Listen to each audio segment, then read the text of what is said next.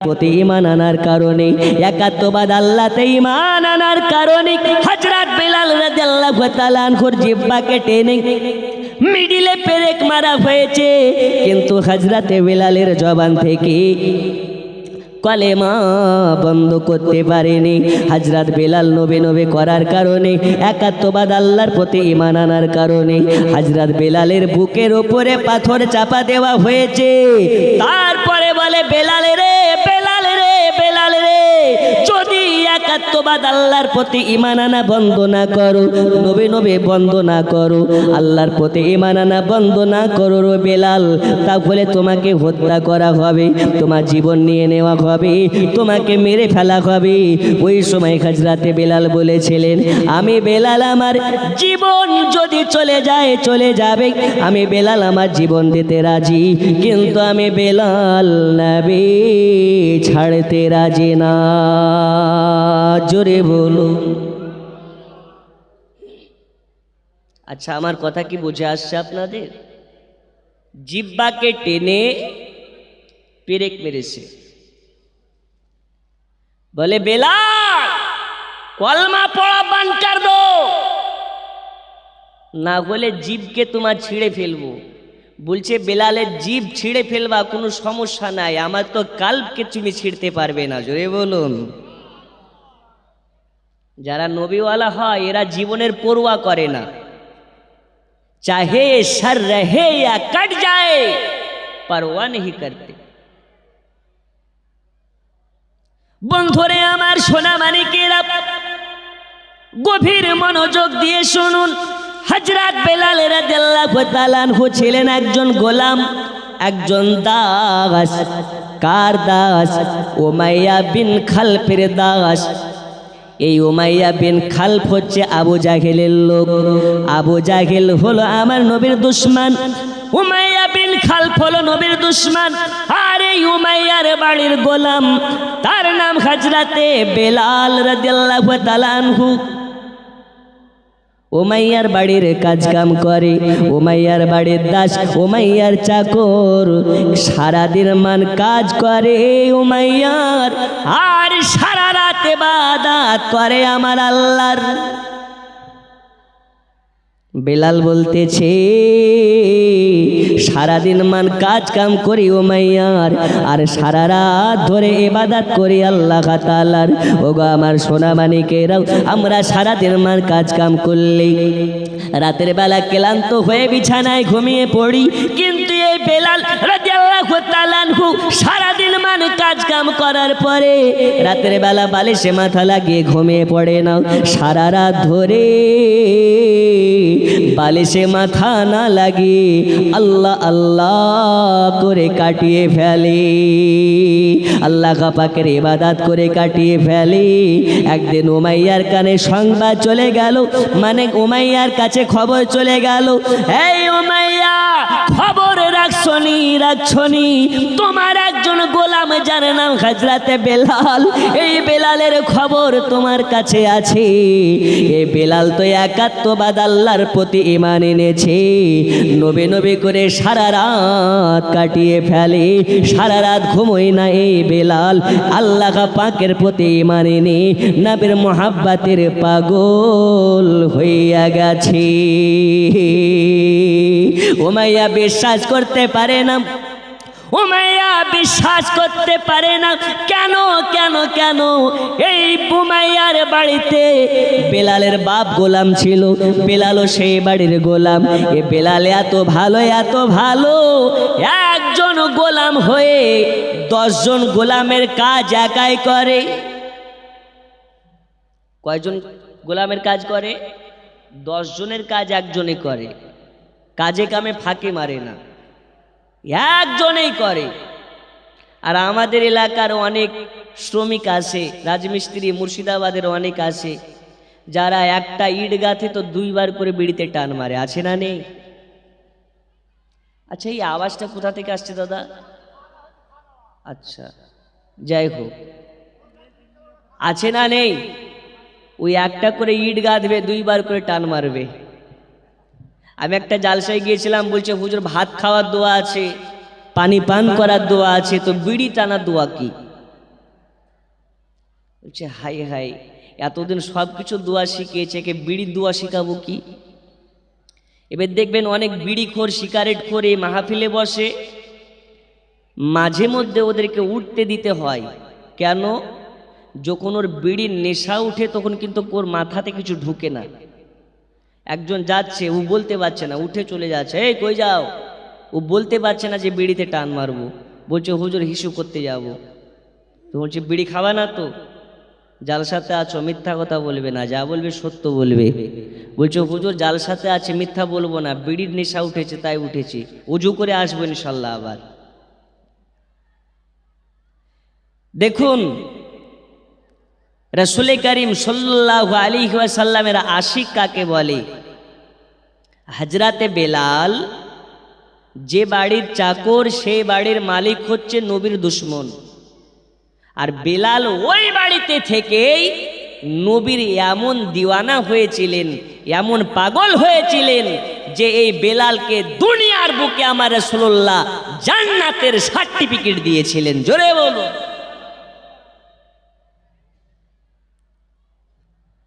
আব্বাজি আমার সোনামানিকেরা গভীর মনোযোগ দিয়ে শুনুন। উমাইয়ার কাছে খবর গেছে, এই উমাইয়া বেলাল একাত্মবাদ আল্লাহর প্রতি ঈমান এনেছে। উমাইয়া বলে এটা হতে পারে না, পারে না। বেলাল আমাদের সঙ্গে বেঈমানি করবে না। এ বেলাল এত ভালো, এত ভালো, একজন গোলাম হয়ে 10 জন গোলামের কাজ বেলালে একাই করে। এই বেলাল আমাদের সঙ্গে বেঈমানি করতে পারে না, পারে না।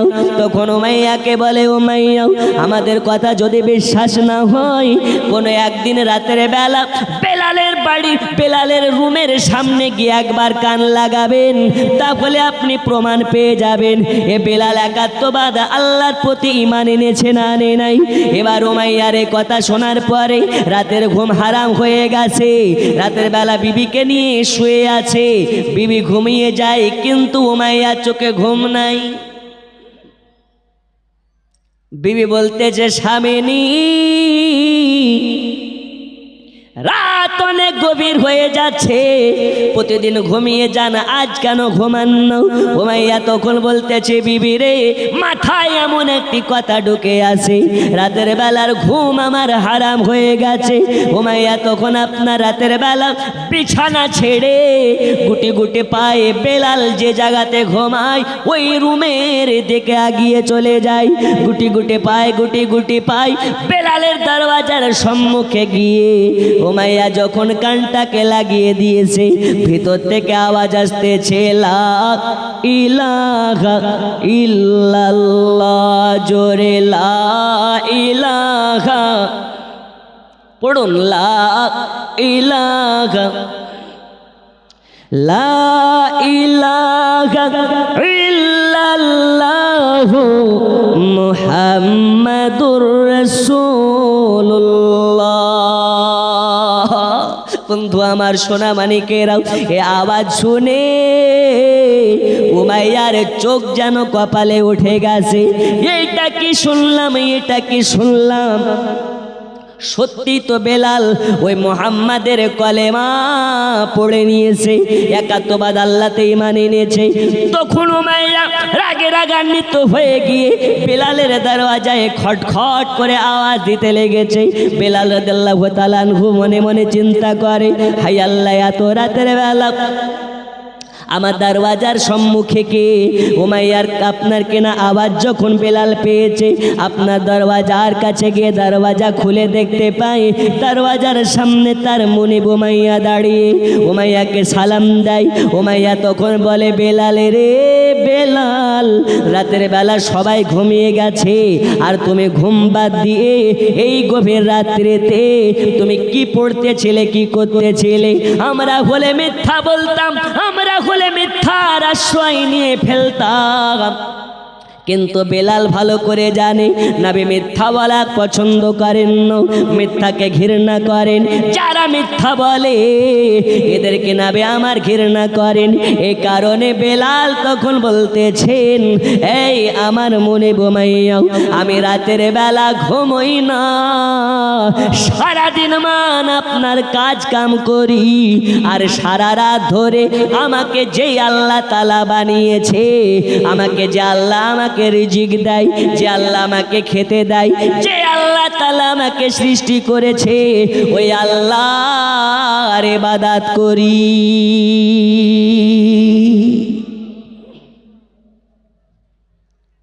উমাইয়া বলছে, বেলাল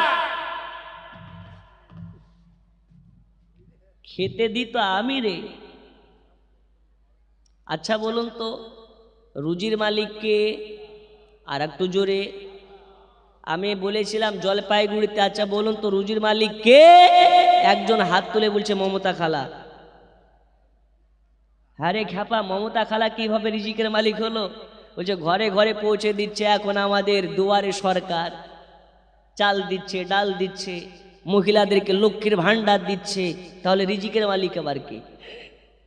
আচ্ছা বলুন তো রুজির দায়িত্ব যদি মমতাকে দেওয়া হয়, মমতা কি সামলাতে পারবে? আরে হ্যাঁ না বলুন, পারবে? পারবে না। মমতা তো মমতা, সারা পৃথিবীর যদি কোনো ব্যক্তিকে রাষ্ট্রনায়ক করা হয়, তাকে যদি রুজির দায়িত্ব দেওয়া হয়, 1 ঘন্টার জন্য, 1 ঘন্টা তো 1 ঘন্টা, 1 মিনিট সামলাতে পারবে না। যেটা দুনিয়া পারে না সেটা পারে কে? আরো জোরে পারে কে? ওই আল্লাহর প্রতি ঈমান আমাদেরকে রাখতে হবে। পকেট খালি, বাড়িতে চাল নেই, সকালবেলাতে কি খাবো টেনশন করে লাভ নেই। আল্লাহ বলতেছে রিজিকের মালিক তো আমি, বাড়িতে চাল নেই, চাল পৌঁছে দেওয়ার দায়িত্ব আমি আল্লাহর, যদি নাফরমানি তোমরা না করো। যে ঘুমিয়ে গেছে ওকে ঠালা মারেন, বলেন পাতা দিচ্ছে বিরিয়ানি দেবে। ভাই ঘুম পাচ্ছে? এই হয় হয় হয়, একটু কষ্ট করো ভাই, অনেক দূর থেকে এসেছে, একটু বসো। ইনশাল্লাহ তাআলা আমার বক্তব্যর ভূমিকাতে আছি, এখনো মূল পয়েন্টে আসিনি। আজকে মা খালারা ওয়াজ শুনছে তো নিশ্চয়, কোথাও আছে না? আজকে মা খালাদেরকে গুরুত্বপূর্ণ 4টি মশলা বলে যাব। মহিলাদের জন্য সিটি গোল্ডের চুড়ি, সিটি গোল্ডের নাকের ফুল, কানের দুল পরা যাবে কি যাবে না? মহিলাদের জন্য নাইটি পরা যাবে কি যাবে না? মহিলাদের জন্য আমাদের সবার জেনে রাখা দরকার, মা খালাদের অ্যাকাউন্টে মাসের মাস ঢুকে যাচ্ছে লক্ষ্মীর ভান্ডার। এই লক্ষ্মীর ভান্ডার নেওয়া জায়েজ না হারাম? আজকে বলে যাব ইনশাল্লাহ তাআলা। আপনাদের জন্য কিছু মশলা বলে যাব। আচ্ছা আমাদের এখানে অনেকে আছেন ডায়াবেটিস মানে সুগারের রোগী আছে না নেই? আছেন না নেই? আচ্ছা কার কার সুগারের রোগ আছে একটু হাত তুলে দেখান। কারো নেই? ও থাকলেও হাত তুলবে না, ও ধরা দিবে না। হ্যাঁ যাই হোক, আজ আপনাকে একটা আমি আমল শিখিয়ে যাব। যার সুগার আছে ওর সুগার ভালো হবে, আর যার সুগার নাই কিয়ামতের সকাল পর্যন্ত সুগার হবে না। বলুন আলহামদুলিল্লাহ। আরো জোরে আলহামদুলিল্লাহ। এ আওয়াজে পাবেন না, ডাক্তারের কাছে গেলে কি ওষুধ মাগনা পেয়ে যান? তো একটু জোরে জোরে বলতে হবে। আমি ফার্স্টে বলেছি আমি ওই রকম বক্তা নই যে একা একা বলবো, আমার সঙ্গে আপনাদেরকে বলতে হবে। আমি লিখিব চিঠি দেব তোমায়, পাখি পৌঁছে দিও রওজায়। আমি লিখিব চিঠি দেব তোমায়, পাখি পৌঁছে দিও রওজায়।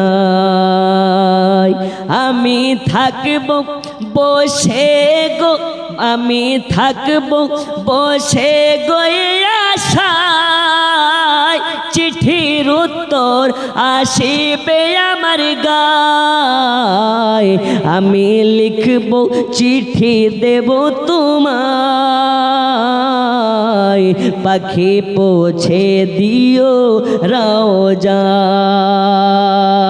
জোরে বলুন সুবহানাল্লাহ। নবী আমার বলেন, আমার কাছে চিঠি পাঠানো লাগে না, যদি কানেকশন হয় ভালো, নিজামপুরে বাড়িতে যাই নামাজের পাটিতে বসে আমি নবী আমার দিদার পাবে। জোরে বলুন। আচ্ছা বলুন তো এই জিনিসটার নাম কি? মোবাইল। এখন চ্যাংড়া থেকে নিয়ে বুড়া সবার কাছে থাকে, কারো কাছে একটা, কারো কাছে দুটা, সবার কাছে আছে। সেই জিনিসটার নাম মোবাইল ফোন। আচ্ছা একটা মোবাইল ফোন যদি আপনার বাড়িতে থাকে, আপনার ছেলে আছে সৌদিতে, আছে সে আমেরিকাতে, আছে সে আফ্রিকাতে, বাড়িতে বসে ভিডিও কলের মাধ্যমে দেখা যায় কি যায় না? যায়। আচ্ছা ভিডিও কল হবে কিভাবে? যদি ইন্টারনেট ওয়ান থাকে তবে হবে। এখন দেখা যাচ্ছে মোবাইল আছে, ইন্টারনেট আছে, সিম কার্ড আছে, কিন্তু সিম কার্ডে রিচার্জ নেই, কল যাবে? সিম আছে, রিচার্জ আছে, সব আছে, মোবাইলে যদি চার্জ না থাকে মোবাইল অফ হবে না অন হবে? অফ হয়ে যাবে।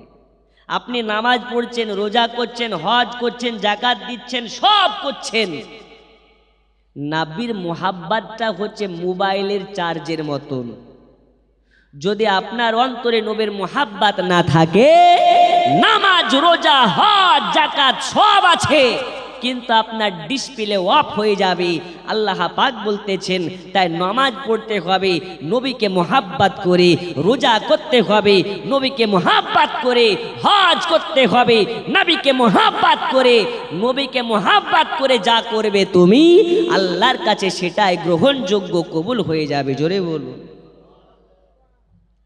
তাই বলতেছিলাম, টাওয়ারের মাধ্যমে কানেকশন হয়, ইন্টারনেটের মাধ্যমে যদি সৌদিতে আছে ছেলে, বাড়িতে বসে দেখতে পাওয়া যায়।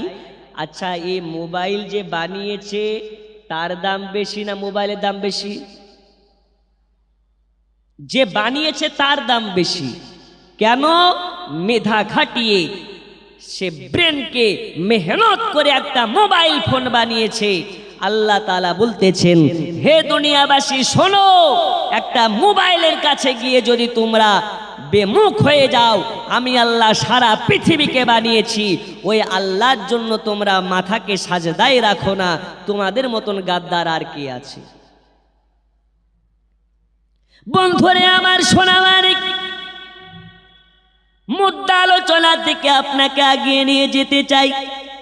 হযরতে বেলাল রাদিয়াল্লাহু তাআলা আনহু উমাইয়ার সামনে দাঁড়িয়ে উমাইয়া বলতেছে, বেলাল রে, সারা রাত ধরে কি করতেছো ঘরের ভিতরে লুকিয়ে লুকিয়ে? বেলাল বলতেছেন, মনিব উমাইয়া, সারাদিন মান কাজ করে আপনার, আর সারা রাত ইবাদত করে মহান আল্লাহ তাআলার।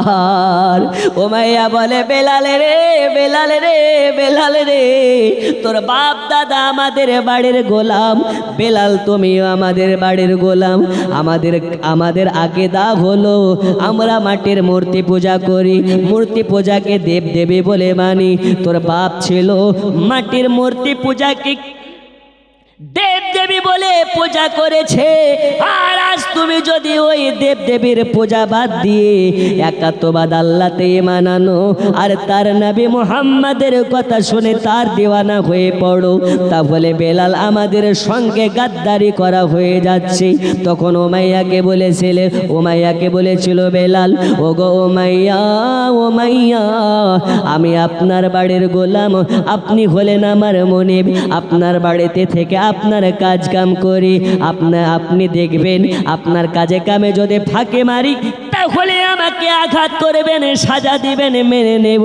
কিন্তু আমি বেলাল কার প্রতি বিশ্বাস রাখবো, কাকে আমার রব বলে মানবো, কাকে আমার প্রভু বলে মানবো, এটা আমার একান্ত ব্যক্তিগত ব্যাপার। এই ব্যাপারে নাক গলানোর অধিকার আপনার না। উমাইয়া রাগে রাগান্বিত হয়ে গেছে আর বলে, বেলাল রে, তোমার তো কম সাহস নাই রে বেলাল, আমার সামনে আঙুল দেখাইয়া দেখাইয়া কথা বলো, কে আছিস কোথায় রে? উমাইয়াকে সাবধান করে দে, নইলে ও বেলালকে সাবধান করে দে, নইলে আমি উমাইয়া বেলালকে এত সাজা দেব, এত সাজা দেব, বেলাল তখন সাজার আঘাত সইতে পারবে না। উমাইয়াকে বলে, উমাইয়া গো, আজ আপনাকে আমি বলতে চাই, আপনারা যে মূর্তি পূজাকে দেব দেবী বলে মানতেছেন, এইগুলো হচ্ছে শুধুমাত্র মূর্তি, তাছাড়া কিছুই নয়। আর আমি যে আল্লাহর প্রতি ঈমান এনেছি, যে আল্লাহকে আমার প্রভু বলে মেনেছি, তিনি হলেন ওয়াহদাহু লা শারীকা লাহু কুল হুয়াল্লাহু আহাদ আল্লাহুস সামাদ লাম ইয়ালিদ ওয়া লাম ইউলাদ ওয়া লাম ইয়াকুল লাহু কুফুয়ান আহাদ। আল্লাহ ছাড়া মাবুদ নাই, আল্লাহ ছাড়া আমাদের স্রষ্টা নাই, স্রষ্টা নাই। তাই উমাইয়া আজকে আপনাকে একাত্মবাদ আল্লাহ ঈমান আনার জন্য আহ্বান করতেছি। উমাইয়া এ কথা শোনার পরে রাগে রাগান্বিত হয়ে যায়, যেন তেলে বেগুনে এক হয়ে যায়। আজ পর্যন্ত আমি উমাইয়া মুহাম্মাদের নাম শুনলে গায়ে জ্বালা উঠে যায়, আর আজকে আমার বাড়ির গোলাম হয়ে আমার সামনে দাঁড়িয়ে আজকে ওই মুহাম্মাদের হয়ে ওকালতি করতেছে বেলাল।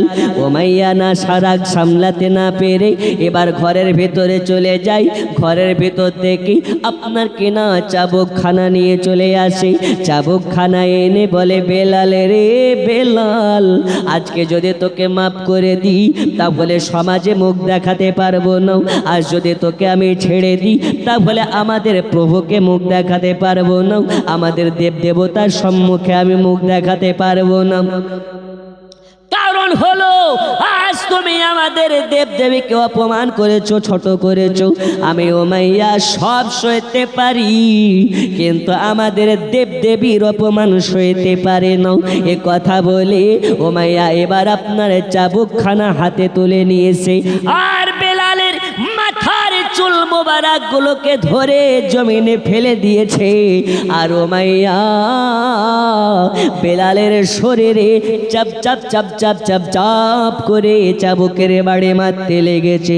যে জায়গাতে চাবুকের বাড়ি মারে ওই জায়গার মাংস যেন আপনার ফেটে ফেটে যায়। যে জায়গাতে চাবুকের বাড়ি পড়ে ওই জায়গাটা লাল হয়ে ফেটে যায়। বেলাল চিৎকার মেরে আওয়াজ করে, আন্তা গাদুন লা ইলাহা ইল্লাল্লাহ, আন্তা গাদুন লা ইলাহা ইল্লাল্লাহ। বেলালকে তোমার মারা হয়, তোমার মারা হয়। বেলালের জবান থেকে আল্লাহ আল্লাহ রসুলের নাম বন্ধ করতে পারে নাই। হাদিস শরীফের মধ্যে পাওয়া যায়, বেলাল রাদিয়াল্লাহু তাআলা আনহুকে তোমার মারা হয়েছে, তোমার মারা হয়েছে। বেলালের চক্ষু দিয়ে এক ফোঁটা পানি ঝরে না। উমাইয়া বলে, বেলালে রে বেলালে রে, তোমার মারা ভাই, তবু কেন তোমার চক্ষু দিয়ে পানি ঝরে না? তোমাকে কে ব্যথা লাগে না? তোমাকে কে কষ্ট হয় না? তোমাকে জ্বালা যন্ত্রণা হয় না? বেলাল বলতেছে, ও গো মনে বোমাইয়া, মারের ব্যথা 16 আনাই পাই, মারের ব্যথা 16 আনাই পাই। তবে আমি বেলাল আল্লাহর কাছে ওয়াদাবদ্ধ হয়েছি, আল্লাহর কাছে স্বীকারোক্ত দিয়েছি, আমি বেলাল আজকে যদি আপনার আঘাতের কারণে মারা যায়, আপনি আমাকে মারতেছেন, আমাকে আঘাত করতেছেন, আর আপনার আঘাতের কারণে যদি আমি মারা যাই, মারা যাই, মারা যাই, আর আমি যদি কান্না করতে করতে মারা যাই গো মাইয়া, মারা যাই, তাহলে দুনিয়াবাসী বলবে বেলাল উমাইয়ার মার খেয়ে কান্না করতে করতে মারা গেছে। আমি বেলাল এটা শুনতে চাই না।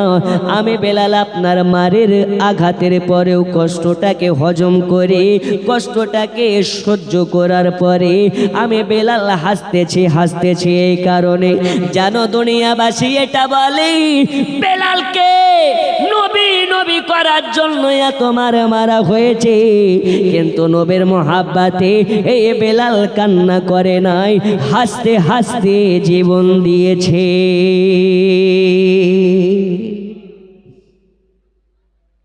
বেলাল বলতেছেন, আমি নবীর মোহাব্বতে হাসতে হাসতে জীবন দিতে রাজি, কিন্তু কানতে কানতে নবীর মোহাব্বতে জীবন কলেমা পড়তে রাজি না। জোরে বলুন।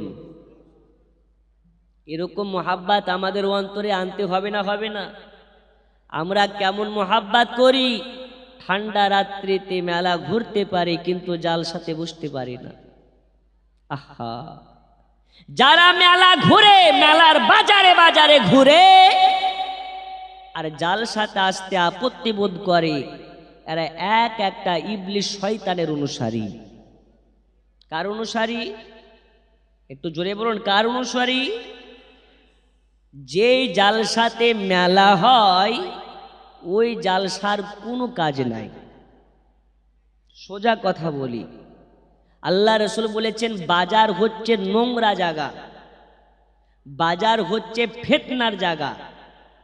আচ্ছা আপনি বলুন তো, কৃষ্ণনগরের বাজারে গেলে কি জিলেপির অভাব? একটু হ্যাঁ না বলেন, অভাব? ঠোঁটের লিপস্টিকের অভাব? কৃষ্ণনগরের বাজারে গেলে শাড়ি চুড়ি ইত্যাদির কি অভাব পড়েছে? তাহলে অত বড় বাজার ছেড়ে বছরে একদিন জালসা দিবেন তো মেলা কেন দেন? আরে জালসা মানে জালসাতে সবাই এসে বসবেন, ইসলামের কথাবার্তা শুনে কিছু গ্রহণ করবেন, মানুষ যাতে হেদায়াত হয়। আরে হেদায়াতের নামে মেলা বসিয়ে কিছু লালকুমারি ঘুরে বেড়ায় আর ওর পেছন কিছু গাঁজা করে হিরোইন করে দৌড়ে বেড়ায়, আছে না নেই? এখন আবার কিছু হেজাবালি বেরিয়েছে, নতুন স্টাইলিশ হেজাবালি। ওর কপালে লেখা থাকছে মাশাআল্লাহ, এদিকে ভিতরে যে কোন আলকাতরা আল্লাহ জানে, আছে না নেই? আছে। কপালে যারা মাশাআল্লাহ ওয়ালা বুরকা পরে বেড়াচ্ছে এরা ফিতনাবাজ। এইসব নারীগুলো লোক দেখানো হেজাব পরে ঘুরে বেড়াচ্ছে, এগুলো পর্দা নয়, এগুলো গোপাল জর্দা। গোপাল জর্দা খেলে যেমন মাথা ঘুরে যায়, এই সব পর্দাগুলো দেখলে জাহান্নামের শয়তানেরা ওয়েলকাম করে জানিয়ে নেয়। সাবধান। আল্লাহ রাসূল বলেছেন একজন নারীর জন্য 4 জন পুরুষকে জাহান্নামে যেতে হবে। কয়জন পুরুষকে? 4 জনকে। ওই 4 জন কে কে? প্রথম নাম্বার বাপ, দ্বিতীয় নাম্বার বাপ বড় ভাই, তৃতীয় নাম্বার স্বামী, চতুর্থ নাম্বার বাড়ির বড় ছেলে। আহা, মহিলাদের জন্য পর্দা করা ফরজ। দেহকে যেমন পর্দা করতে হবে, মহিলাদের কথা বলার মধ্যে পর্দা আছে, মহিলাদের চোখের চাউনির মধ্যে পর্দা আছে, মহিলাদের হাঁটার মাধ্যমে আপনার পর্দা আছে, মহিলাদের কথা বলার মাধ্যমে পর্দা আছে। কিন্তু আমাদের এলাকার, আমাদের গ্রামের মায়েদের পর্দা আর নাবির ঘরের মহিলাদের পর্দা কি এক? নাবি আমার বসে আছেন তার স্ত্রীগণকে নিয়ে। ইতিমধ্যে একজন অন্ধ সাহাবী নবীর কাছে আসছেন। আমরা তাদেরকে কি বলি? কানা। কি বলি? কানা। কিন্তু তারা কানা নয়, তাদেরকে বলতে হবে নাবিনা, অন্ধ। দয়াল নবী আমার বসে আছেন, একজন অন্ধ সাহাবী নাবিনা সাহাবী গুটে গুটে পায় নবীর কাছে চলে আসতেছে। আসার পরে সালাম দেয়, আসসালাতু ওয়াসসালামু আলাইকা ইয়া রাসূলুল্লাহ, আসসালাতু ওয়াসসালামু আলাইকা ইয়া হাবিবাল্লাহ। নবী আমার সালাম শুনে তানার বিবিগুলোকে বলতেছে, বেবেরা এইবার তোমরা জায়গা ত্যাগ করো, রুমের ভেতর চলে যাও। তো হুজুর কেন? ও তো দেখতে পায় না, অন্ধ, ওর সামনে আবার পর্দা কিসের? নবী আমার বললেন, বেবেরা রে শুনে নাও, পৃথিবীর বুকে যদি, সারা পৃথিবীতে যদি আল্লাহ তাআলা সমস্ত পুরুষগুলোকে অন্ধ করে দেয়, অন্ধ করে দেয়, অন্ধ করে দেয়। সারা পৃথিবীর পুরুষগুলো যদি অন্ধ হয়, তবু মহিলাদের জন্য পর্দা করা ফরজ আছে।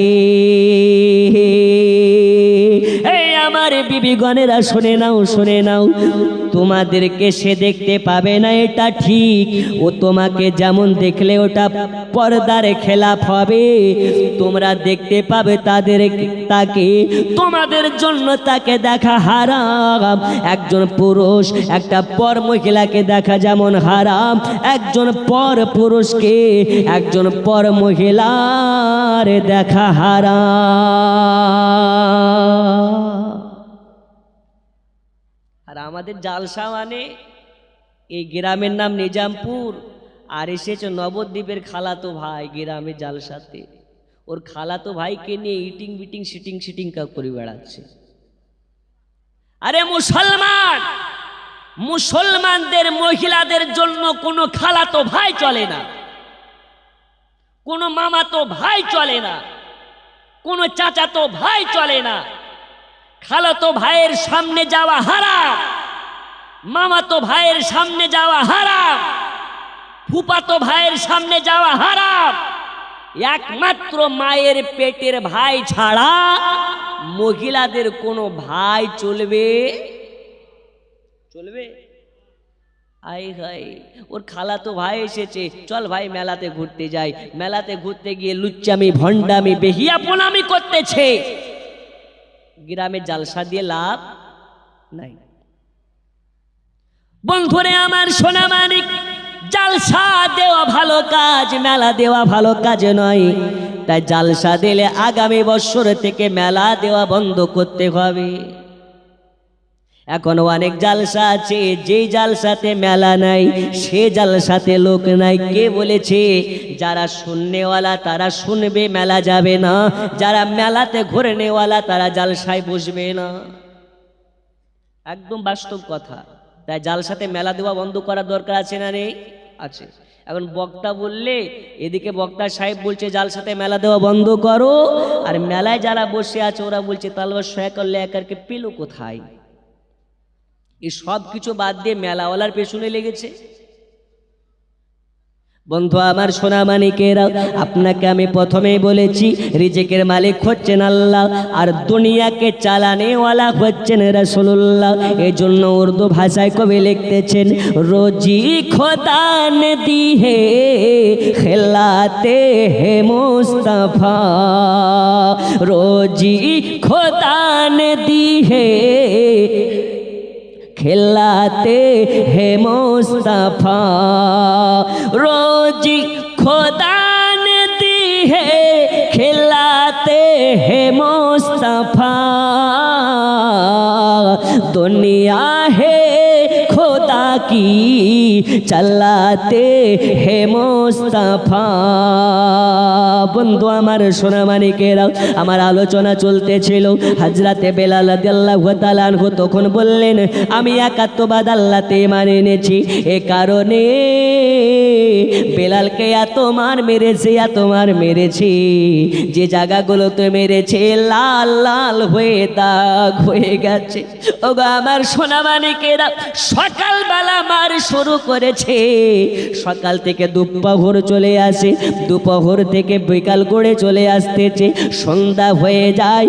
বলে বেলাল রে বেলাল, একবার নবে নবে বন্ধ করে আমাদের দেবদেবের নাম একবার যদি জবানে নিয়ে নাও, তাহলে তোমাকে মাফ করে দেওয়া হবে, তোমাকে মাফ করে দেওয়া হবে।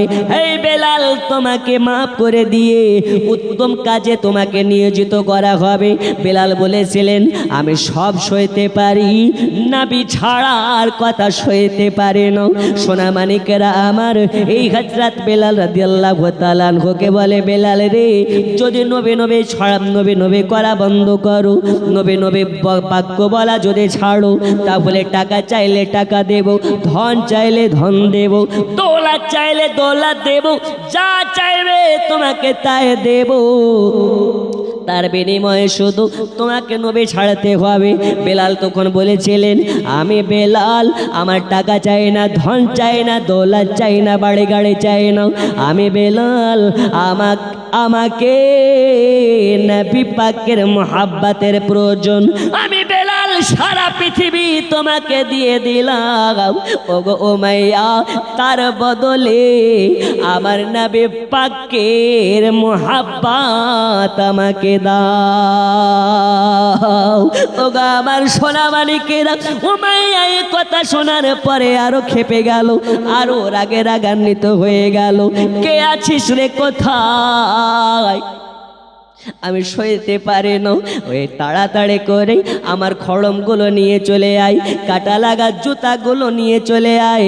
এবার উমাইয়া ঘরের ভিতর থেকে কাটা লাগা জুতা পরিধান করে আর বেলালের সম্মুখে আসে।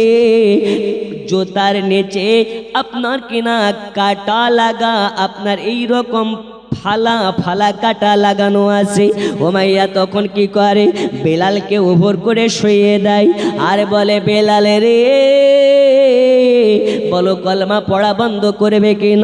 বলে, না বন্ধ করব না। এ কথা যখন বলেছে, বেলালের পিঠে একটা লাত মেরে দিয়েছে। আর যখন লাত মেরেছে, বেলালের পিঠের ভিতরে কাটা যেন ঢুকে গেছে। ওই কাটা যখন ঢুকেছে আর পাটাকে আবার যখন উপর সোজা তুলেছে, ভিতর থেকে মাংস ছিঁড়ে বার হয়ে চলে আসতেছে। বেলাল একটি কথা চিৎকার মেরে বলতেছে, আনতা গাদুন লা ইলাহা ইল্লাল্লাহ, আনতা গাদুন লা ইলাহা ইল্লাল্লাহ। আমি বেলাল, আমার জীবন চলে গেলে চলে যাবে, কিন্তু আমি বেলাল নবীর নাম ছাড়তে পারবো না। এই আবার শোনা মানিকেরাও, আজ রাতে বেলালের গোটা শরীর থেকে জানো দর করে রক্ত বার হয়ে চলে আসতেছে। মাথাটা যেন প করে ঘুরতেছে, গোটা শরীরে জ্বর চলে এসেছে। ইয়া তোমার মেরেছে, তোমার মেরেছে। বেলালের শরীর যেন খদ্দ খাম হয়ে গেছে। আবার যেন হুকুম করে, কে আছিস রে, কোথায় আছিস, কে আছিস? তাড়াতাড়ি করে লঙ্কা গোড়া, লবণ গোলা পানি নিয়ে চলে আয়। লঙ্কা গোলা, লবণ গোলা পানি নিয়ে এসেছে। আনার পরে বলে, বেলাল রে, বলো কলেমা ছাড়বে কে ছাড়বে না? বলে, এক কথা বারে বারে ভালো লাগে না, ভালো লাগে না। আমি তো প্রথমেই বলেছি এই বেলালের জীবন দেবে, কিন্তু বেলাল নবীর মোহাব্বত ছাড়বে না। এ কথা যখন বলেছে, উমাইয়া তখন বেলালের কাটা কাটা খায়, লঙ্কা গোড়া, লবণ গোড়া যেন ভরে দেয়। আর বেলাল চিৎকার মেরে বলে, আনতা গাদুল্লা ইলাহা ইল্লাল্লাহ, আনতা গাদুল্লা ইলাহা ইল্লাল্লাহ। এই আল্লাহ তাআলা, আমি বেলাল আমার কাটা কাটা খাই, লঙ্কা গোড়া নয় গো, লবণ গোড়া নয়। এটা আমি বেলাল আমার জন্য নবী পাকের মোহাব্বত ভরে দেওয়া হচ্ছে। আল্লাহ আমাকে এতটা ক্ষমতা দান করুন, এতটা ক্ষমতা দান করুন, আমি বেলাল জানো উমাইয়ার মার সইতে পারি, উমাইয়ার আঘাত সইতে পারি, উমাইয়ার ব্যথা সইতে পারি। ওগো আল্লাহ, জানো উমাইয়ার মারের ভয়ে আমার নবীকে যেন না ভুলি। ওই নবীকে কত মোহাব্বত করেছেন বেলাল, ওই নবীকে কত মোহাব্বত করেছেন বেলাল। নবীর মোহাব্বতে বেলালের গোটা শরীরে কাটা কাটা ঘায়ে লঙ্কা গোড়া, লবণ গোড়া ভরে দেয়, কিন্তু বেলালের জবানে নবীর নাম বন্ধ নাই। জোরে বলুন সুবহানাল্লাহ। জোরে হবে না? কাল সকালে বাড়িতে গিয়ে বলি, নূরে মুহাম্মদ রসুল আরবি নাই বেপরোয়ার, জিবরাইল চুমে যার দরবার নূরে মুহাম্মদ রসুল আরবি নাইবে পরওয়ার জিবরাইল চুমে যার দরবার লাম থেকে হয় লা ইলাহা আলিফ থেকে হয় আল্লাহ মিম থেকে হয় নামে মুহাম্মদ যিনি রাসূল আল্লাহ শহীদ আজম ইমাম হুসাইন নওয়াসা তাহার জিবরাইল চুমে যার দরবার নূরে মুহাম্মদ রাসূল আরবি নাইবে পরওয়ার জিবরাইল চুমে যার দরবার সোনামানিকেরা আমার এবার বেলালকে আপনার সকাল থেকে নিয়ে সন্ধ্যা পর্যন্ত একইভাবে আপনার নির্মমভাবে অত্যাচার করতেছে, নির্মমভাবে আপনার কিনা বেলালকে মারধর করতেছে। রাত হয়ে গেল, উমাইয়া তখন বলে কে আছিস কোথায়?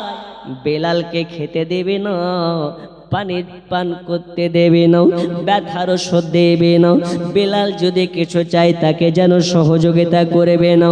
আজকে সারা রাত ধরে বেলালকে অন্ধকার ঘরের ভেতরে বন্দি করে রাখ, কালকে সকাল হলে দেখে নেব বেলাল কলেমা পড়া বন্ধ করে কি করে না। যাও যাও বেলালকে অন্ধকার ঘরের ভিতরে তাকে বন্দি করো, পানি দেবে না, খাবার দেবে না, সারাদিন মারধর করে রাতের বেলা অন্ধকার ঘরে যেন বন্দি করে দিয়েছে রে বাবা। বেলালের যেন গোটা শরীরে এত রক্ত আপনার কিনা জ্বর জ্বর হয়েছে, বেলাল দাঁড়াতে পারে না, বেলাল শুতে পারে না, বেলাল যেন বসতেও পারে না, শুবে কেমন করে বাবা? বেলালের গোটা শরীরে চাবুক মেরে মেরে, চাবুক মেরে মেরে মেরে মেরে বেলালের শরীরকে ঝাঁঝরা করে ফেলেছে। বেলাল শুবে কেমনে? বেলাল তো শুতে পারবে না, বেলাল দাঁড়াতে পারে না, দাঁড়ালে মাথা যেন আপনার কিনা বুন বুন করে ঘুরে খায়, পাক খায়। এজন্য বেলাল কি করে? সাজদাতে পড়ে গেছে, আর সাজদাতে পড়ে গিয়ে বলে আল্লাহ আল্লাহ, আমি উমাইয়ার মারকে ভয় করে না, আমি আপনার কাছে এটা প্রার্থনা করি আল্লাহ, আমি উমাইয়ার মারকে ভয় করি না, তবে একটা ভয় করি, উমাইয়ার মারের কারণে যদি আমি নবী ভুলে যাই। আল্লাহ আমি দেখেছি অনেকে যখন অজ্ঞান হয়ে যায়, বেহুশ হয়ে যায়, হুঁশ থাকে না, জ্ঞান থাকে না, বাপকে ভাই বলে ফেলে, মাকে স্ত্রী বলে ফেলে, অনেকে ভুল ভাল বলে। আল্লাহ আমি যখন অজ্ঞান হয়ে যাব, হুঁশ হারা হয়ে যাব, আমার মুখ থেকে যেন কোনো ভুল ভাল কিছু না বার হয়, আমার জবানে থেকে যেন নবী নবী বার হয়। জোরে বলুন সুবহানাল্লাহ। বন্ধুরে বন্ধুরে বন্ধুরে, এই নবীর মহাব্বত কোথায় আর আমাদের নবীর মহাব্বত কোথায়? আমার আল্লাহ বলে বেলাল রে, দুনিয়া একদিকে হয়ে যাবে, আর তুমি যদি একদিকে হয়ে যাও, একজন নবীওয়ালা যদি একদিকে হয়ে যায়, পৃথিবী যদি একদিকে হয়ে যায়, পৃথিবীর সমস্ত বম গুলি পিস্তল বড় আপনার কিনা বারুদ যদি একদিকে হয়, আর নবীওয়ালা ব্যক্তিকে যদি মারা হয়, নবীওয়ালা ব্যক্তি পরমাণুকে ভয় পায় না, একাত্মবাদ আল্লাহর জন্য জীবন দিয়ে দেবে।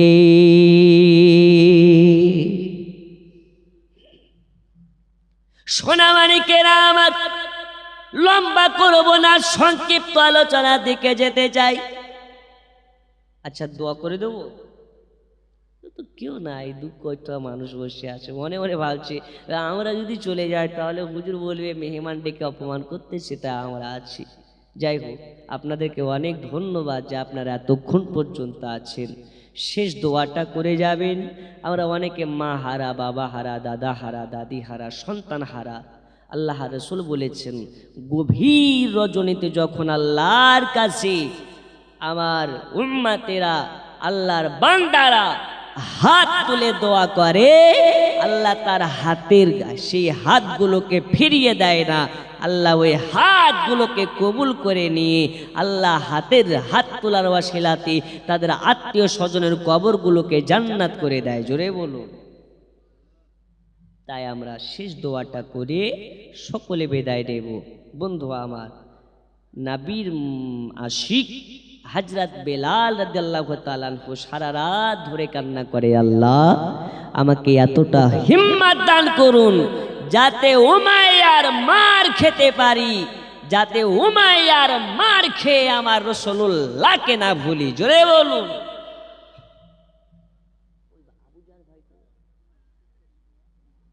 এরকম মোহাব্বত আমাদের অন্তরে আনার দরকার আছে না নেই? ওরকম মোহাব্বত হয় নামাজ পড়ে না কাজা করে গো, একটু জোরে বলেন, পড়ে না কাজা করে। সপ্তাহে সপ্তাহে এত দাড়ি কাটলে হয়? এত হারাম বললে, হারাম খেলে হয়? আহা, হারাম বন্ধ করুন, মিথ্যা বন্ধ করুন, নবীর আশিকের খাতায় নাম তুলে ফেলুন। ওয়াল্লাহি আল্লাহর কসম, আল্লাহ আপনাকে এই দুনিয়ার বাদশা বানাবে, আখিরাতেরও বাদশা বানাবে। বলুন আলহামদুলিল্লাহ। বন্ধু আমার সোনা মানিক, লম্বা চওড়া করতে চাই না বক্তব্যকে, আমি এতে ঘটাতে চাচ্ছি একটু মাত্র 10 মিনিটের মধ্যে আমার বক্তব্য এতে ঘটে যাবে। হযরত বেলাল রাদিয়াল্লাহু তাআলা আনহু কে ছিলেন? এই বেলাল একজন নবীর এমন আশিক ছিলেন যে বেলাল নবী নবী বন্দনা করার কারণে বেলালের পায়ে রশি বেঁধে দিয়ে আবু জাহাল আর উমাইয়া বিন খালদ দুইজনা মিলে বেলালকে গোটা মরুভূমির বালি বালি ছেঁচড়ে নিয়ে বেরিয়েছে। বেলাল বলে, ওগো আবু জাহাল, এই উমাইয়া, আমার জীবন চলে যাবে, আমার রক্তে রক্তে শুধু নবীর নাম বার হবে। হে বাবা আমার সোনা মানিকেরা, বর্তমান জামানাতে ঈমান মজবুত রাখা কঠিন, জি আপনার কিনা কঠিন। এ বর্তমান সময়ে আমাদের ঈমান আপনার কিনা খাতরা অবস্থায় পড়ে আছে। এই মুসলমানদেরকে নিয়ে বর্তমান সময়ে অনেকেই খেলা করে, মুসলমানদেরকে বোকা বানায়, মুসলমানদেরকে আপনার কিনা পথভ্রষ্ট করার চেষ্টা করে। আল্লাহ তাবারাক ওয়া তাআলা বলেছে, আমার বান্দাদের যখন ঈমান কমজোরি হয়ে যাবে, আল্লাহ দুনিয়াতে জালিম বাদশা পাঠাবে। কি বাদশা পাঠাবে? আচ্ছা, আমাদের বাচ্চা জালিম না আলিম? এই দোষ কার? আমাদের। আল্লাহ বলেছেন, যখন বান্দাদের ঈমান কমজোরি হয়ে পড়বে, আল্লাহ তখন জালিম বাদশা পাঠাবে। এই বাদশাকে তাড়ানোর ক্ষমতা মমতারও নেই, অন্য কারণেই। এই বাদশা তখন যাবে আল্লাহ যখন এই বাদশাকে তাড়াবে। জোরে বলুন। ফেরাউন এসেছে, চলে গেছে, নমরুদ এসেছে, চলে গেছে, দুনিয়ার বড় বড় কাফির রাষ্ট্রনায়ক এসেছে, একাত্মবাদ আল্লাহতে দুশ্মনী ঘোষণা করেছে, আল্লাহ তাদেরকে ধ্বংস করে দিয়েছে। হিন্দুস্তানের বুকে একজন জয়পাল যোগী বলে জাদুকর ছিল, আমার খাজা মঈনুদ্দিন চিশতির সঙ্গে বিরোধী করেছিল। খাজা মঈনুদ্দিন চিশতি শেষমেশ বলেছিল, এই জুতা একে জব্দ করে দে। তো খাজা মঈনুদ্দিনের জুতার বাড়ি খেয়ে জয়পাল যোগী আল্লাহর ওলি হয়ে গেছে। জোরে বলুন, আর একটু জোরে হবে না? এ মোদিও কারো জুতার বাড়ি খেয়ে একদিন আবার দেখবেন ইয়ে জব্দ হয়ে গেছে। বাবা ইমানকে মজবুত করুন। আমার মৌলানা আবু জার সাহেব অনেক বড় মনের একজন ব্যক্তি, অনেক ভালো ব্যক্তি, আমাকে ফোন করে বলছে, হুজুর আমাদের মুসলমানদের মধ্যে এখন তো অনেক বিভাজন, তা আমি আমার স্টেজে অনেক রকমের বক্তা আসে, অনেক আকিদার বক্তা আসে, আমরা তরিকাত মাননেওয়ালা ব্যক্তি, আমরা কিয়াম করি, আমাকে দাওয়াত করবেন? তো বলছে হুজুর আমার এখানে আহলে হাদিসও আসবে, দেওবান্দি আসবে, আর আপনি বেরেলি আসবেন। জোরে বলুন সুবহানাল্লাহ। যাতে দূর না হয়, মোহাব্বত এক জায়গায় হয়, এই জন্য আপনাদেরকে একাকৃত করছি।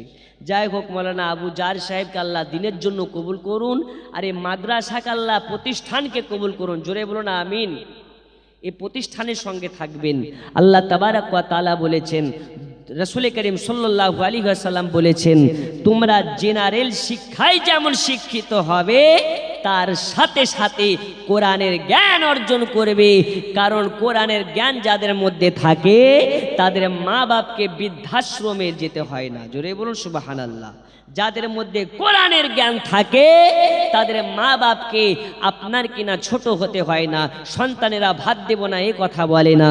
তাই কোরআনের জ্ঞান আমাদের এই যে মস্তিষ্কে ভরতে হবে, কোরআনের শিক্ষায় নিজেদেরকে শিক্ষিত করতে হবে।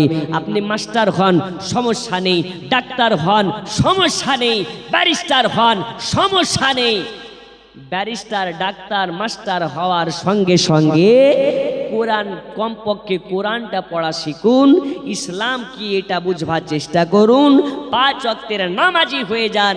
আল্লাহ আপনার রিজিকে বরকত দেবে, রুজিতে বরকত দেবে, সংসারে বরকত দেবে।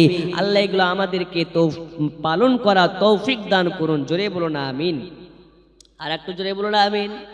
শেষ কথা এটাই বলতে চাই, মুসলমানদেরকে নিয়ে অনেকে খেলা করছে, আমাদেরকে সাবধান হতে হবে।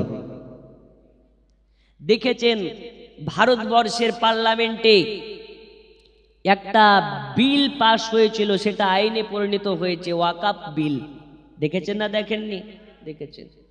এই ওয়াকাফ বিল পশ্চিমবঙ্গে লাগু হবে না বলেছিল কেউ, কোনো নেত্রী বলেছিল, সেও লাগু করে দিল। মুসলমানদের মাথায় টুপি পরিয়ে মুসলমানদেরকে সবাই ব্যবহার করে। মুসলমানদের ওয়াকাফ সম্পত্তি আজ মুসলমানদের হাতছাড়া হয়ে গেল। ওয়াকাফ সম্পত্তি কি? এই যে মসজিদের জায়গা ওয়াকাফ সম্পত্তি, মাদ্রাসার জায়গা ওয়াকাফ সম্পত্তি, গোরস্থানের সম্পত্তি ওয়াকাফ সম্পত্তি, মাদ্রাসা মসজিদ আপনার কিনা দরগা ঈদগাহার এই যে যাবতীয় প্রপার্টি এগুলোকে ওয়াকাফ সম্পত্তি বলা হয়। আর আপনার গ্রামে কিছুদিন পরে কবরস্থান আছে, দেখবেন এই কবরস্থানে একদিন মাটি দিতে যাবেন, তা আপনার ডিএম এর পারমিশন ছাড়া আপনি মাটি দিতে পারবেন না। একটু বুঝবেন আমার কথাটা। বলবে ডিএম এর পারমিশন নিয়ে আসো তবে মাটি হবে। তো কেন? এটা তোমাদের সম্পত্তি নয়, এটা সরকারের সম্পত্তি, ওয়াকাফ সম্পত্তি। তখন লাশ নিয়ে আর কবরস্থান নয়, ওই সরকারের দুয়ার দুয়ার দৌড়তে হবে, পারমিশন নিতে হবে, তারপরে মাটি দিতে পাবেন। আচ্ছা, এটা হচ্ছে ভালো না খারাপ হচ্ছে? মুসলমান কবে সজাগ হবেন? আপনার বাপ কবরে শুয়ে আছে, মা কবরে শুয়ে আছে, বাপ দাদা সন্তানাদি কবরে শুয়ে আছে। এই কবরের পাশেই দেখবেন একদিন পুলিশের গাড়ি ঢুকছে, প্রশাসন ঢুকে ওইখানে কিছু করার চেষ্টা করছে। ওদেরকে জিজ্ঞেস করবেন, ভাই এখানে কি ব্যাপার, কি জন্য এসেছেন? তো ওরা বলবে এই কবরস্থানের উপরে আমরা একটা স্কুল তৈরি করতে চাই কিংবা হাসপাতাল তৈরি করতে চাই। আচ্ছা, হাসপাতাল করা ভালো কাজ না খারাপ কাজ? ভালো কাজ। এবার আপনার বাপ যেই কবরে শুয়ে আছে, আপনার মা যেই কবরে শুয়ে আছে, ওই কবরের উপরে কি আপনি হাসপাতাল বানাতে দিবেন? বানাতে দিবেন না, কারণ আমার বাপ শুয়ে আছে। আর ওরা বলবে হাসপাতাল করব, তখন হিন্দু ভাইরা বলবে হাসপাতাল করা তো ভালো কাজ, এ মোল্লারা বুঝে না, বাধা দিচ্ছে, এরা দেশদ্রোহী। আর মুসলমানেরা বলবে আমরা দেশদ্রোহী নই। হিন্দু মুসলমানদের মধ্যে একটা দাঙ্গা সৃষ্টি হয়ে যাবে। এটা কে করছে? বর্তমান সময়ে রাষ্ট্রনায়ক যারা আছে এরা হিন্দু মুসলমান করে মানুষের মধ্যে বিভাজন সৃষ্টি করছে, মানুষের মধ্যে সম্প্রীতি নষ্ট করছে, সংস্কৃতি নষ্ট করছে। আর এই সম্প্রীতি নষ্ট করে বর্তমান সময়ের নোংরা রাজনীতি চলছে। তাই বলবো, নোংরা রাজনীতি থেকে আমাদেরকে সজাগ হওয়ার প্রয়োজন আছে। আর যদি আমরা সজাগ না হই, আগামী দিন মুসলমানদের শোচনীয় দিন। কথা বুঝে এসছে? তাই আমাদেরকে সজাগ হতে গেলে কি করতে হবে? শিক্ষার হার বাড়াতে হবে। একবেলা খান আর একবেলা উপোস থাকুন, তারপরে হলেও নিজের সন্তান আদিদেরকে শিক্ষায় শিক্ষিত করুন, তাদের মধ্যে জ্ঞান দিন। কিন্তু এখন তো আর শিক্ষার দিকটা কেউ দেখে না। ওর নেতার সঙ্গে ছবি তুলেছে, ছেড়ে দিয়েছে, ওর নেতার চামচা হয়ে ঘুরে বেড়াচ্ছে। ওর বিশাল ক্ষমতা আছে না নেই? আছে। আল্লাহ আমাদেরকে বুঝবার তৌফিক দিন। আপনারা দেখছেন কিছুদিন থেকে আমাদের বেলডাঙ্গার একজন বিধায়ক, একজন এমএলএ হুমায়ুন কবির নামে, আছে না নেই? দেখেছেন না? দেখেছেন না? জি। উনি ঘোষণা দিয়ে দিলেন যে বাবরি মসজিদ করব বেলডাঙ্গাতে। বাবরি মসজিদ করা ভালো কাজ, এতে কোনো দোষের নাই। তবে একটা জিনিস মাথায় রাখতে হবে, মুর্শিদাবাদের 10 থেকে 20 লক্ষ পরিযায়ী শ্রমিক যারা ভিন রাজ্যে গিয়ে কাজ করতে যায়, যায় না? রাজমিস্ত্রির কাজ করতে যায়। মসজিদ করেন সমস্যা নেই, মসজিদ করেন সমস্যা নেই, কিন্তু এটাও মাথায় রাখবেন, মুর্শিদাবাদের 20 লক্ষ পরিযায়ী শ্রমিক যারা ভিন রাজ্যে কাজ করতে যায়, যখনই ওরা শুনছে বাড়ি কোথায় মুর্শিদাবাদ, মুর্শিদাবাদ নাম শোনার জন্য বুকের উপরে পা তুলে লাথিয়ে মারছে। এটা কেন হবে? মুসলমান নাম শুনলে কেন মুসলমানদেরকে বাংলাদেশি বলা হচ্ছে, রোহিঙ্গা বলা হচ্ছে? বন্ধু সজাগ হন, আবেগে পড়ে কিছু করিয়েন না। বাবরি মসজিদ করুন, একটা না 20টা করুন, আপত্তি নেই। কিন্তু যে কাজ করলে বিভাজন হবে, অশান্তি হবে, সাম্প্রদায়িক দাঙ্গা হবে, সেই কাজ থেকে আমাদেরকে দূরত্ব বজায় থাকতে হবে। ঠিক না বে ঠিক? না বলে আপনি বাবরি মসজিদের নাম করে দিচ্ছেন, আর বাবরি মসজিদের নামে একটা সাম্প্রদায়িক একটা অশান্তির সৃষ্টি হচ্ছে। কে করেছে? তো মুর্শিদাবাদের হুমায়ুন কবির করেছে। মুর্শিদাবাদের হুমায়ুন কবির করবে একাদোষ, আর মুর্শিদাবাদের 20 লক্ষ পরিযায়ী শ্রমিককে বাইরে গিয়ে মার খেতে হচ্ছে। এটা ভালো না খারাপ? খারাপ। তাই আমাদেরকে আবেগে না পড়ে সুস্থভাবে কাজ করতে হবে। তাই বলি, শিক্ষা যার মধ্যে আছে তারা অনেক উন্নত। আমাদেরকে শিক্ষার জগতে যেতে হবে। আল্লাহ আমাদেরকে তৌফিক দান করুন। জোরে বলুন আল্লাহুম্মা আমিন। আর আজকে আমি নদিয়ার সরজমিন থেকে বলে যাচ্ছি, ভারতবর্ষে যেই জায়গাতে বাবরি মসজিদ ছিল, ওইখানে একদিন আবারও বাবরি মসজিদ হবে। কারণ যেখানে মসজিদ হয়ে যায় ওই জায়গাটা কিয়ামত পর্যন্ত মসজিদ থাকে। যেই ভারতের সর্বোচ্চ সুপ্রিম কোর্ট হুকুম করেছে মসজিদকে ভেঙে মন্দির করতে, আবারও ওই কোর্টে ইনশাল্লাহ একদিন মন্দির ভেঙে মসজিদ করার হুকুম দেবে। বলুন ইনশাল্লাহ, আরো জোরে ইনশাল্লাহ। যেখানে বাবরি আছে ওখানেই বাবরি হবে। ইতিহাস একদিন এর আপনার কিনা বাস্তবায়ন করে ছাড়বে। তাই আল্লাহ তাআলা আমাদের সকলকে খালিদ বিন ওয়ালিদের মতন ঈমান এবং মুহাব্বাতে ইসলাম আনার তৌফিক দান করুন। আমি আর আগে যাচ্ছি না, এখান থেকে বিদায় নিচ্ছি। আমি আপনাদেরকে শেষ মেসেজ দিচ্ছি, শোনার থেকে আমল বেশি বেশি করুন এবং ইসলামের জন্য নিজেদেরকে খিদমাতে বিলীন করুন। কমপক্ষে নামাজ পড়ুন। নামাজি হচ্ছে আপনাকে পথদর্শক। এ নামাজি আপনাকে পথ দেখাতে পারে। তাই আল্লাহ তাআলা আমাদের সকলকে পাঞ্জেগানা নামাজ পড়া তৌফিক দান করুন। শেষ বেলায় আমি দেখতে চাই মাত্র 5 জন ব্যক্তি দোয়ার আগে, আপনারা অনেক দান করেছেন আমি জানি, এখন দোয়া করব। দোয়ার আগে মাত্র 5 পাঞ্জাতনের নামে 5 জন ব্যক্তি বলতে পারেন, এখন না আপনি 5 মাস পরে দেন হুজুর, আমি 786 টাকা দেব। 5 জন ব্যক্তি মাত্র 786 করে টাকা। আছেন? এখন না, এক সপ্তাহ পরে দিন, 2 সপ্তাহ পরে দিন, যে হুজুর আমি দেব, কিংবা কাল সকালে দেব, এক্ষুনি দোয়া করব, দোয়া করার আগে। আছেন? আমি একটা গজল পড়ব। 786 92 এ লাগাও রে মোবাইল নাম্বার, ধরে বেরে মা দিনার সেন্টার, নেটওয়ার্ক বিজি হয় না কভু, এমনই একটা বার, ধরে বেরে মা দিনার সেন্টার। জোরে বলুন সুবহানাল্লাহ। নেই, কমপক্ষে একজনও নেই 786 দেওয়ার মতন। ওই দাদাটা দিবেন। এখানে কেউ লেখার নাই গো? আপনি লিখছেন? আপনি লিখছেন? ওই দেখেন, ওই দাদাটাকে দেখেন, 786 টাকা দেবে।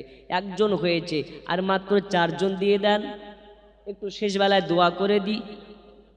দেখেন ওই ভাইও দিবে। কি নাম ভাই আপনাদের? মমিন মন্ডল। আর এই দাদার নাম শুকুর আলী মন্ডল। শুকুর আলী মন্ডল আর মমিন মন্ডল, 2 জন দেবে 786 করে। আর একজন 3 নম্বরে হাত তুলুন, হুজুর আমি দেব। শেষ বেলায়, শেষ যার ভালো সব তার ভালো। একটু তাড়াতাড়ি করে দেন। কি নাম? শুকুর আলী। মাশাআল্লাহ। কত দেবেন? 1000। মাশাআল্লাহ। নারে তাকবীর। একটু জোরে নারে তাকবীর। দেখেন, দেন বা না দেন একটু জোরে বলবেন। কেন? আমি একটা মাদ্রাসা জালসায় পরপর 3 বছর গিয়েছিলাম। কয় বছর? 3 বছর। প্রথম বছর গিয়ে বলছি, একজন আছেন 10,000 টাকা দিতে পারেন? তো একজন বয়স্ক মানুষ হাত তুলে বলছে, হুজুর আমি দেব। তারপরের বছর গিয়ে বলছি, একজন কেউ আছেন 10,000 টাকা দিতে পারেন? ওই বয়স্ক ব্যক্তি বলছে আমি দেব। তারপরের বছর গিয়ে বলছি, হুজুর একজন কেউ আছেন 10,000 টাকা দিতে পারেন? ওই বয়স্ক মানুষটাই বলছে, হুজুর আমি দেব। তখন কেশিয়ার বলছে, হুজুর আর দান লিয়েন না। তো কেন? ও বেটা লেখায় কিন্তু দেয় না। কি করে? ও লেখায় কিন্তু দেয় না। বলছি, হ্যাঁ গো বুড়া, কি বলতেছে? তুমি লেখাও কিন্তু দাও না কেন? বলছে, আমি কি দেওয়ার জন্য লেখাই নাকি? তো কি জন্য লেখাও? আমার দেওয়া দেখি সবাই দেবে, এর জন্য লেখাই। কত বাটপারের বেটা বাটপার। আমি জানি নদিয়ার মানুষ এরকমটা নয়, এরা খুব বড় মনের মানুষ। 3 জন হয়ে গেছে 786 করে। এই শেষ বেলায় আপনাদের কাছে আর 2 জন ব্যক্তি আল্লাহর নবীর ঘর মাদ্রাসার জন্য একটু 4 নম্বরে হাত তুলুন তো দেখি।